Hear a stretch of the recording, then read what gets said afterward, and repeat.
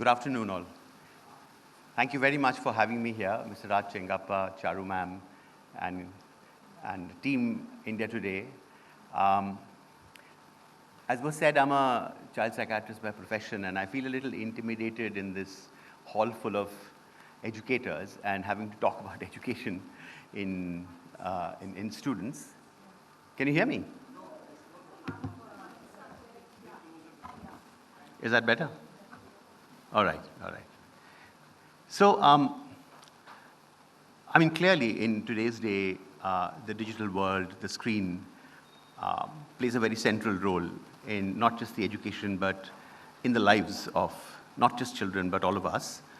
And since I come from the mental health background, I'm presuming that the organizers at least felt that it's important to bring that in the equation of education in this context. And therefore, what I've brought to you is really a collection of our experience and our understanding of what's been happening in the mental health space and how could that relate to education? What kind of impact can it have? So given my background, I'm going to start my presentation with the slide. This is about neurodevelopment. This is about, these are functional scans of the brain of children from the age of 5 to 20. Yeah? The brain doesn't grow after 5, not in volume, but it definitely grows in complexity. And in this picture, as you can see, that the figures on the left-hand side, which is when children are between, let's say, 5 to 8, there are a lot of red and yellow patches. Those are the immature parts of the brain. And as children grow up, as young people grow up, the brain becomes very complex. New circuits develop, they become firmer. And that happens to a wide range of learning, every domain of development. While some of that is driven genetically, biologically, but the environment, whether it is social, educational, relational, and right now, digital, has a huge impact. And as you can see that, the pictures from being, bright red, orange, yellow have become blue and indigo, and those are the parts that have really firmed up and matured, right? The good part is that even at 20, all of it is not mature. That gives us hope that even after leaving school, children and young people will continue to grow and develop. But the thing to remember is that what children, young people experience in their lives, in the world outside, is what actually creates those circuits. Yeah. And after that, if we take the mental health lens, so to say, and think about what our environment is like. So I'm sure that all of you would have read about or seen on TV and perhaps even discussed this huge tragedy that took place in Ghaziabad last week, where 3 sisters ended their lives. And the kind of news that was coming up, both in the visual and the written media, left some of us really a little vexed and wanting, because it took a very unilateral, very limited view of what had perhaps gone on. I mean, a lot of that was conjecture, but to think that these 3 girls, the only reason why they took this extreme step was the Korean game or some TV show that we're watching was really reductionist. And when news started unfolding and we got to know about the structure of the family, the kind of stresses they might have gone through, financial, perhaps the parenting, perhaps being 3 girls in a family in this patriarchal society, so many things would have influenced, them to, or drive them towards a kind of space that was virtual, but in some ways fulfilling to them, isn't it? So it's important, therefore, to ask a few questions, like, does screen affect all children the same way? Perhaps not, isn't it? Yeah? Or does it impact growth and development? And most certainly, and we need to understand that in a layered way. And therefore, does it impact mental health? And if it does, indeed if it does, then does that impact education in turn? Because now I think increasingly we know that mental and emotional well-being and health is central to any kind of learning, isn't it? Yeah? So how does it impact it, right? And finally, the last question is digital addiction real? Any show of hands? Is it real? All of you agree that it's real, isn't it? Yes? So although, there is no diagnostic label that is still appeared in the classificatory systems, there is widespread acknowledgement that indeed there are all kinds of behaviors and changes that we see, right? Or manifestations in behaviors, in brain scans, and other kinds of testing, in the way it impacts, growth, development, and education. All of that is indeed worrisome. And if you look at some of the research that has come up, even before COVID, of course, has had a deep, deep impact on some of these things because our life has changed after that, particularly children's lives. And I'm sure as educators and other stakeholders, you know that very well, right? But even before COVID, the American Academy of Pediatrics, ARP in short, had done widespread studies. And they figured that the majority of children, even between the ages of 8 to 10 years, were doing more than 8 hours of screen.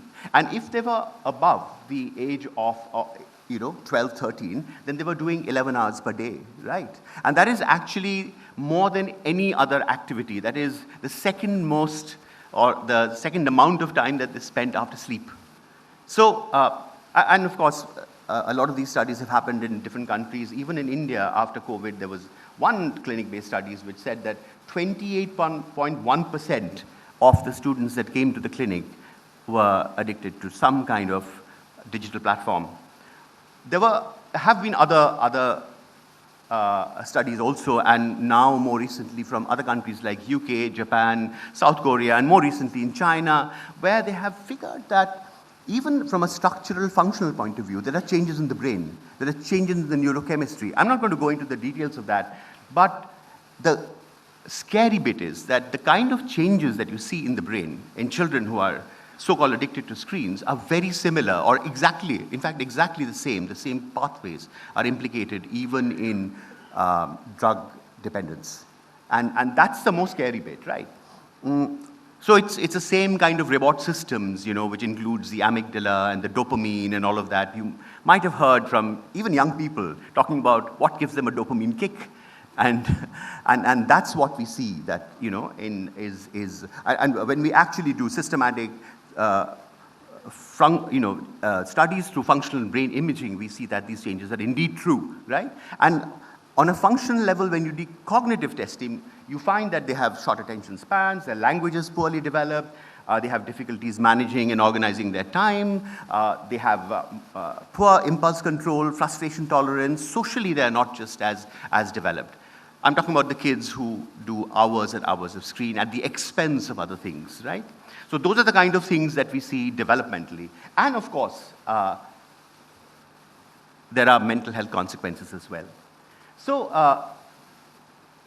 if you really want to know, as educators, as to what are the kind of markers that you see, there are some of these things, again, which you typically see in drug abuse and addiction as well. For instance, the activity predominates the young person's mind and day. They're constantly thinking, when would they come back from school? When will they open their laptop? When are they going to get in, start playing their, multiplayer game? When are they going to sneak out their mobile phone from their parents' pillow or room to be able to play when they're asleep? All of those kind of things predominate their minds. And of course, there are modifications in mood, behaviors. It's very, very hard for young people who have got addicted to give up their gadgets, and usually it meets with a lot of resistance, a lot of tempers, emotional outbursts, sometimes very extreme, leading to violence and even self-harm. And that's what we see in this very tragic incidents. There are many more such incidences and scenarios that we see in families and children who come to us. And of course, there are some of the older ones realize what it's doing to them, and they repeatedly try to give it up. But that's often a losing battle. They'll come off it for some time, and sooner or later they're back into that same cycle of chasing this, and that's really damning and demoralizing for these people as well. And then, of course, ultimately there's school refusal and, as I said, a wide range of mental health complications. So that is the kind of scenario that you have when you have digital addiction. The point of it all, and I want to emphasize this, is that it's never a linear relationship.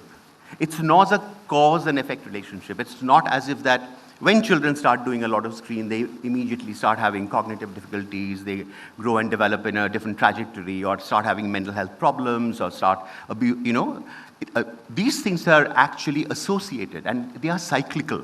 They coexist. And many times we have figured that there are susceptibilities, there are vulnerable children who tend to gravitate towards these kind of behaviors much more than others. And it's important that as a group, as educators, as mental health professionals, we understand it.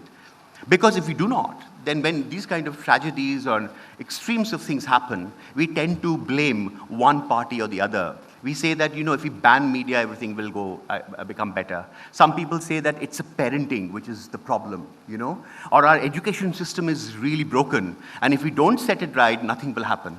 Actually, it's a combination of things, and we get to know that because there are many things that contribute to this. Of course, one thing is adolescence, and we know that in adolescence, there is a need to explore the world. There is a need for excitement.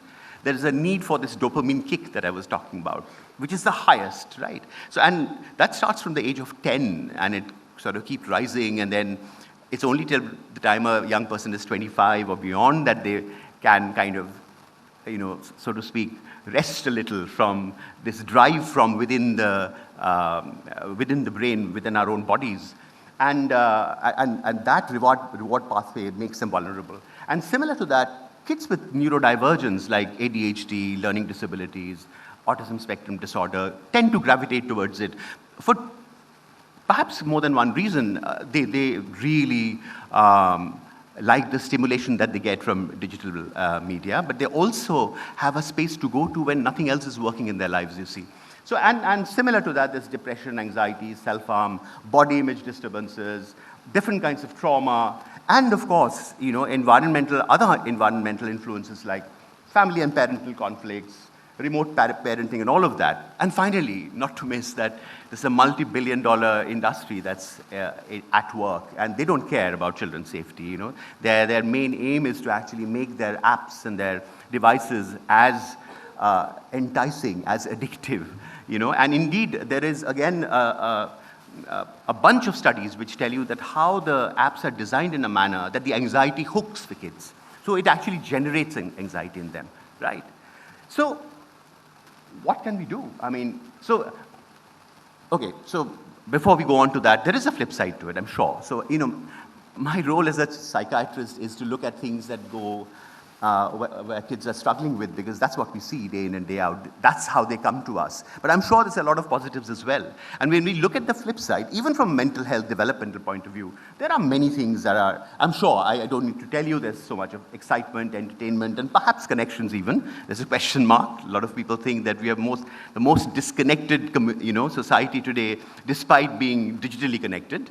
So, and of course, this gives an escape for kids who are emotionally struggling, who are developmentally different, as an escape from the harsh realities of the world. So temporarily, at least, they can protect themselves from that world outside, and it does that till the time, of course, things go out of control. There is curiosity, research, exploration. Choices have expanded through this. There's no question about that. But in a strange way, they have also got more limited. Because once children take to the digital world, it also dictates terms to them. They have to fit in. And the moment you do that, then you do not have the other options of being who you can be. Children, especially teenagers, they require what is called downtime to be able to assimilate the experiences they have in the world. Today's all kids will, clutch on to their mobile phones or their laptop or their iPad for the whole day. The first thing they'll reach out to when they wake up is that. When they go to their washrooms and bathroom, they'll take it with them. There is no break from anything at all. The social world follows them everywhere. You know, the likes, the emojis, the body image issues, etc. They're constantly chasing them. There is no option from there. So in that sense, the ability to actually step out of that and make your own, judgment, your own choices actually becomes more limited. So it's a strange kind of paradox, honestly. So who can help? What can we do with this? Of course, tech companies should be made accountable. And I think that usually the position they take is that we as companies have the freedom, or should have the freedom, to express what we want. I mean, this is something that we are doing for entertainment, for knowledge, for education. And the rest is up to the rest of the community. It's up to the parents, it's up to school. You handle it. But that's not fair at all, because what they do, the damage they do by, very, very methodically manipulating this space, and like I said, enticing young people to come in and engage with this itself is dangerous. And that's where the state and the policy can help, and so can the lawmakers. So it has to be a collaborative approach where people come in and say, this is not okay. This is where, the kind of step that a country like Australia has taken, that, no social media up to the age of 16, is something that needs to be watched very carefully. How do they even implement something like that? I'm very curious about it. I don't know if it can ever happen in a country like ours, which is so diverse, where, political will and policy and, action, as Professor Dinesh Singh was saying, is often, wide apart. And how do you do that? I mean, people like mental health professionals step in when the crises happen. Schools, I believe, have an extremely central role in influencing this space. And we could talk about that a little, and they could include, no doubt, parents in the community, and that's a big thing. And I know of schools who are represented here, I mean, senior educators who have done this work of coming together as communities with parents, and then having their own rules, policies, and ways of dealing with some of these crises, and students.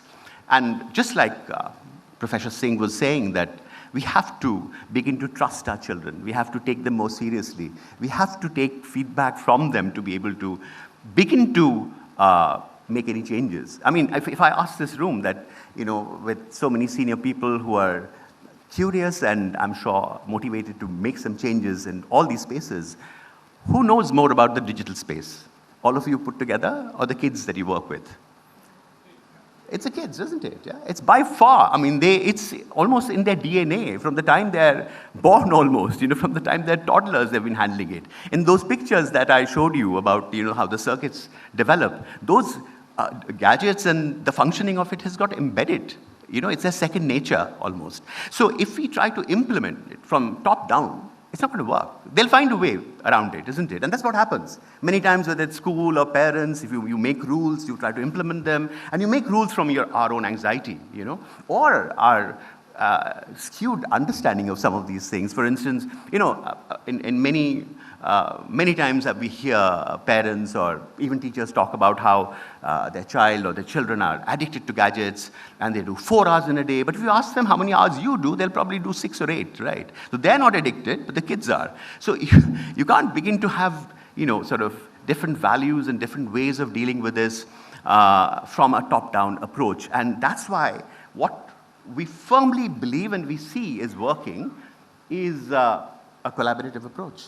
It has to be that we don't see it in isolation. We come together as different stakeholders, but importantly, very importantly, we must have children participating in it.